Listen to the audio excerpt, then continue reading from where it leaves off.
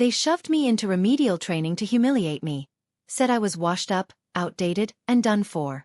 But humiliation has a strange way of becoming fuel. Because while they laughed, I studied. While they mocked, I planned.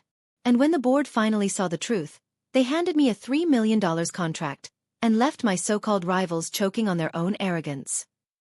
It started on a gray Monday morning, the kind of day when even the sun seemed too tired to rise. I walked into the office expecting just another routine project update. Instead, I found my manager, Brian, waiting for me with a grin that made my stomach tighten.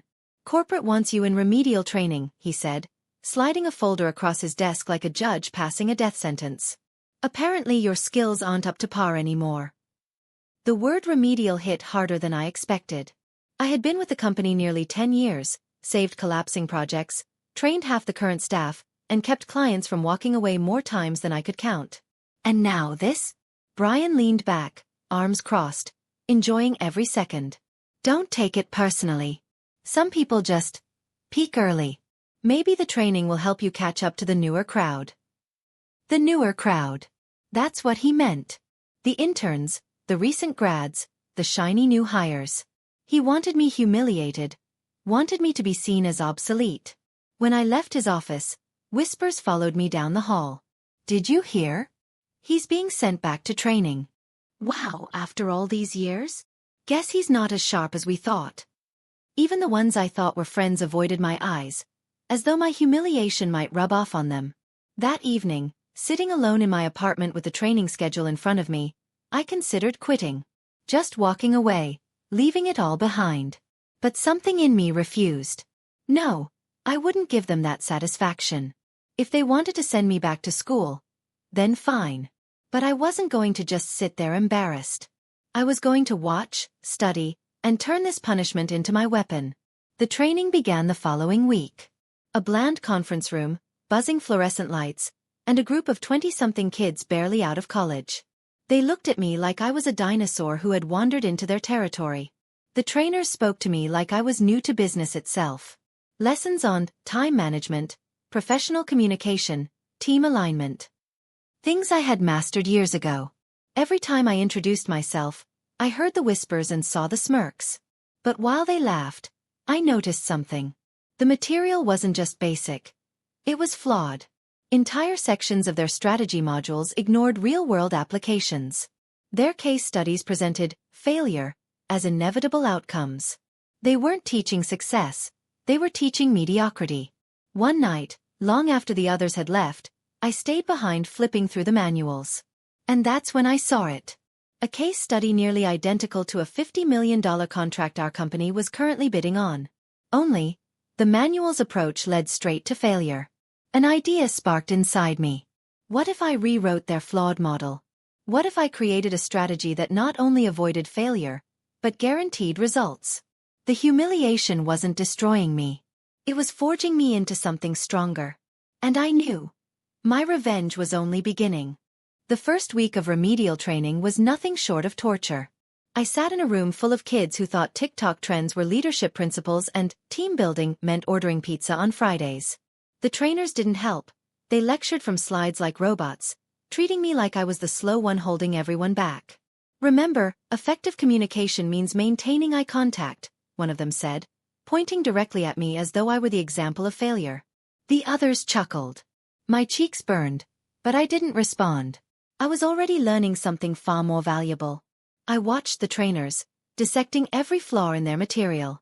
They emphasized following templates blindly instead of thinking critically. They celebrated safe decisions that produced mediocre results. In short, they were manufacturing mediocrity and calling it corporate excellence. But I wasn't just enduring it. I was cataloging everything. Every weak point, every oversight, every lazy assumption. Then, on the fourth day, I spotted it.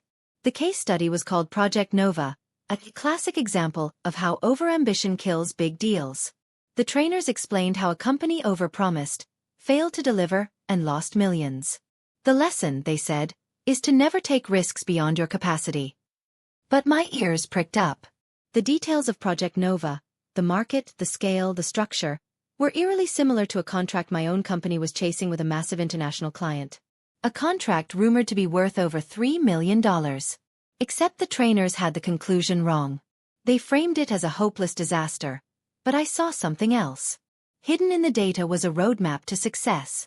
If the company in the study had pivoted, shifted their approach, and leveraged resources differently, they wouldn't have failed, they would have won. That night, I couldn't sleep.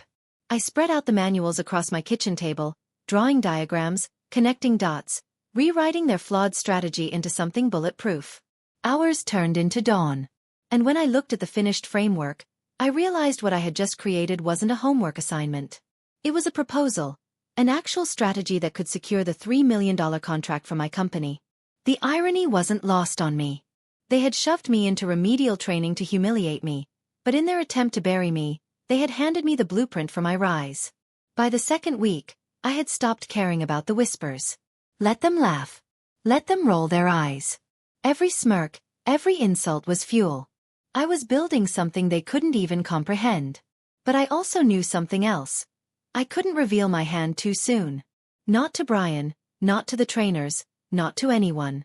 I had to bide my time, sharpen my plan, and wait for the perfect moment to strike. Because if I played this right, the same people who forced me into this humiliation would be forced to watch me walk away with a $3 million victory. And when that day came, I'd make sure they never forgot it. By the second week of remedial training, I had stopped being humiliated and started treating it like reconnaissance. Every boring lecture, every patronizing tip, every laugh at my expense was just more fuel for the fire I was building. I carried a notebook everywhere. Not the flimsy workbook they issued us, but my own leather-bound journal.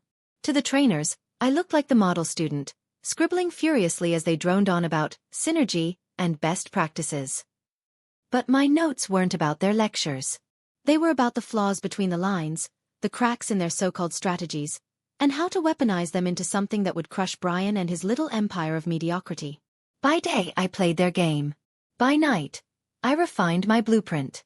My apartment looked like a war room, sticky notes covering the walls, diagrams across the dining table, case studies dissected into victory plans.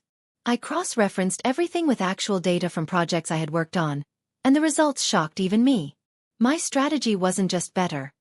It was revolutionary. One evening, Daniel, an old colleague and the only real friend I had left in the company, stopped by with takeout. His eyes widened at the sight of my apartment-turned-laboratory. "What is all this?" he asked, setting down the food. "My way out," I replied without hesitation. "Or better, my way up."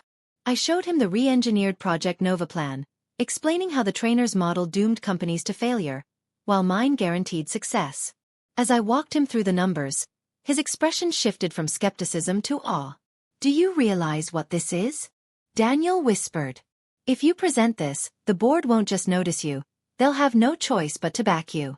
This could win the big contract." "That's the point," I said. "Brian thought he was burying me. But I'm going to use his shovel to build my empire." The next day at training, I caught Brian lingering in the hallway outside the conference room, pretending to check his phone while smirking at me. He wanted me to see him there, wanted to remind me that he was the puppet master behind my humiliation. "Learning your ABCs again?" he sneered as I walked past. "Don't worry, maybe you'll graduate this time." I didn't even flinch. Instead, I smiled. A calm, quiet smile that unsettled him more than anger ever could. Because I knew something he didn't. I was already miles ahead of him. That night, I finalized my presentation draft. It wasn't just a plan anymore, it was a full proposal, complete with charts, projections, and a step-by-step execution model. If the board saw it, they'd know instantly that this was the winning strategy. But I had to be careful. Timing was everything. If Brian caught wind of it too early, he'd sabotage me before I even reached the boardroom. So I waited. I sharpened. I polished. And when the moment came, I would strike so clean, so hard, that Brian's smug little empire would crumble before his eyes. The opportunity came faster than I expected. Halfway through the remedial program, the corporate board announced an open call for innovative proposals related to the company's biggest pending contract, the $3 million international deal. Most trainees rolled their eyes, treating it like a pointless exercise. But I felt my pulse quicken. This was it. My moment. I spent 3 sleepless nights refining my plan until every number, every projection, Every slide was airtight. Then, while the others submitted half-baked assignments, I delivered a proposal so polished it looked like it belonged in a Fortune 500 boardroom. I didn't tell Brian. In fact, I went out of my way to keep it from him. The man thrived on sabotage. If he knew what I was working on, he'd find a way to bury it. Instead, I slipped my proposal directly to the board's assistant, bypassing every channel Brian controlled. A week later, the whispers began. Rumors spread through the office that the board had been stunned by one submission, that they were quietly reviewing it as a serious contender for the contract. Brian strutted around, assuming it was his work being praised. He even called a team meeting, boasting about the brilliance of his leadership. I sat there silent, letting him bask in false glory. Every smirk, every arrogant word was just setting him up for the fall. Then the email came. Board requests your presence at tomorrow's strategy session. Bring your proposal. My hands trembled slightly as I read it. They wanted me. Not Brian. Not the so-called rising stars, me. That evening, I stood in front of the mirror rehearsing my pitch. This wasn't just a presentation. It was the culmination of every humiliation, every insult, every whispered laugh in that training room. Tomorrow, I wouldn't just be another employee. Tomorrow, I'd be the man walking into the lion's den with the sword they'd handed me, and walking out with a prize. And Brian? He wouldn't even see the blade until it cut. The next morning, the boardroom felt like a battlefield. Long mahogany table, polished glass walls, and 12 executives sitting in crisp suits, their eyes sharp and impatient. At the far end sat Brian, smirking as though the entire meeting was his coronation. I walked in quietly, proposal in hand. Brian's smirk widened. "Don't worry," he whispered as I passed. "Just sit back and watch how the pros do it." The chairman began. "We've reviewed all submissions for the $3 million international contract." One stood out. Brian adjusted his tie, leaning forward. "Naturally." The chairman continued, eyes locking on me. "We'd like you to walk us through your plan." The silence that followed was delicious. Brian's jaw literally dropped. He tried to recover with a laugh. "Wait, you mean him?" "Yes," the chairman said flatly. "We were impressed." I stood, heart pounding but voice steady, and began my presentation. Slide after slide, I tore apart the old failure model and rebuilt it into a roadmap for guaranteed success. I showed risks, mitigations, projections, and then the final kicker: how our company could secure the deal while saving nearly $2 million in operational costs. The board leaned in, nodding, whispering to one another. They weren't just impressed, they were intrigued. Meanwhile, Brian squirmed in his seat. The confidence drained from his face with every chart I revealed. By the time I closed with, "This isn't just a strategy, it's our future," the boardroom erupted in applause. The chairman spoke first. "This is bold. It's brilliant. We want you to lead the implementation. Immediately." Brian shot up. "Wait, this is outrageous. He's in remedial training for a reason." The chairman turned on him. "No, he was in remedial training because of poor leadership evaluations. Yours, Brian. This plan proves otherwise." Brian's face flushed crimson. The board ignored him, their attention fixed on me.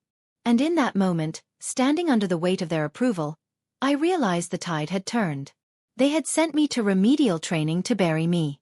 But instead, I'd built the shovel that would bury Brian's career. The boardroom applause still echoed in my ears as the meeting ended, but the real shock came minutes later. The chairman stood, extended his hand, and said the words I had waited my whole career to hear. "Congratulations. We're awarding you the lead on the international project. You'll be managing the $3 million contract directly." For a moment, I couldn't breathe. This was the very contract Brian had spent months boasting about, the deal he thought would cement his legacy. And now it was mine. I shook the chairman's hand firmly, locking the moment into memory. Around the table, other board members offered nods of respect, some even smiles.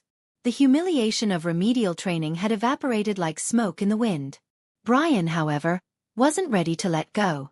He stormed forward, his voice sharp with panic. "This is ridiculous. He was demoted to remedial training. He's unfit to handle a project of this size." The chairman didn't even flinch. "Brian, We've reviewed the evaluations. The leadership gaps were not his. They were yours. You mismanaged your team, deflected blame, and targeted the wrong people. Today proved that. The words hit Brian like a hammer. His smugness cracked into disbelief, then fury. You can't do this. But the chairman cut him off. We can. And we have. Effective immediately, you are relieved of any involvement in this project. The color drained from Brian's face. He tried to argue again, but no one was listening. The board's focus had shifted entirely to me. Later that day, an internal memo went out to the entire company. We are proud to announce that my name will be leading the international strategy, having developed the winning framework for the $3 million contract. The office buzzed with the news. People who had once whispered about my demotion now looked at me with awe. My inbox filled with congratulatory messages. Some genuine, others desperate attempts to realign themselves with me now that I was rising. And Brian? He disappeared into his office, door shut, blinds drawn. The empire of mockery he had built collapsed in a single afternoon. When I walked past, I didn't gloat. I didn't need to. The silence from his corner was victory enough. That evening, as I left the building, Daniel caught up with me. You realize what just happened, right? They tried to humiliate you. And instead, they gave you the launchpad to outshine everyone. I nodded, a slow smile spreading across my face. They handed me a punishment. I turned it into a weapon. The night air outside felt different. Lighter, freer. I wasn't just surviving anymore. I was thriving, standing at the edge of a career-defining triumph. And as I looked back at the towering office building, I thought about Brian, still trapped inside, stewing in the ruins of his arrogance. He had forced me into remedial training to destroy me. But instead, that humiliation had built the road to my $3 million victory. The day after the board's announcement, the office atmosphere was electric. Everywhere I walked, conversations stopped mid-sentence. Some people offered quick congratulations, others just stared, whispering behind their hands. It was the kind of silence that comes not from disrespect, but from shock. Brian, however, was nowhere to be seen. His office door remained shut, blinds pulled tight. The man who once strutted through the halls like he owned them was now a ghost haunting the very building he had ruled. By noon, HR sent an email. Effective immediately, Brian has resigned from his position. We thank him for his years of service. The company moved on quickly, but I knew what had really happened. He hadn't resigned. He had been cornered, crushed by his own arrogance, forced to step down after the board saw the truth. Later that afternoon, I was summoned back to the boardroom. The chairman leaned back in his chair, smiling. We want you to not only lead this contract, he said, but also spearhead a new division dedicated to innovation strategies.